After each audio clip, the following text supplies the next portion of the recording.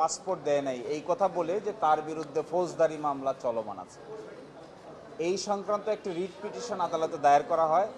আদালত নির্দেশনা দিয়ে বলেন যে 15 দিনের মধ্যে তার পাসপোর্টটা তাকে হাতে বুঝিয়ে দেওয়ার জন্য।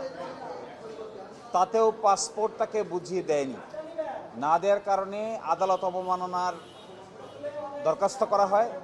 হাইকোর্ট ডিভিশন আদালত অবমাননার দরখাস্তে রুল ইস্যু করেন এবং তাকে ব্যক্তিগতভাবে এই আদালতে উপস্থিত হওয়ার জন্য নির্দেশ দান করেন।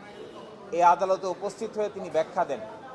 এই ব্যাখ্যা আদালত সন্তোষজনক নয় মর্মে রায়ে উল্লেখ করেন এবং তাকে আদালত অবমাননার জন্য আজকে বেলা 1টা পর্যন্ত ওই আদালতে দাঁড়িয়ে থাকার জন্য শাস্তি প্রদান করেন এবং এটাও বলেন যে মামলা চলমান অবস্থায়, ফৌজদারি মামলা চলমান আছে কিংবা তদন্ত চলমান আছে, এই কথা বলে কাউকে পাসপোর্ট দেয়া থেকে বিরত রাখা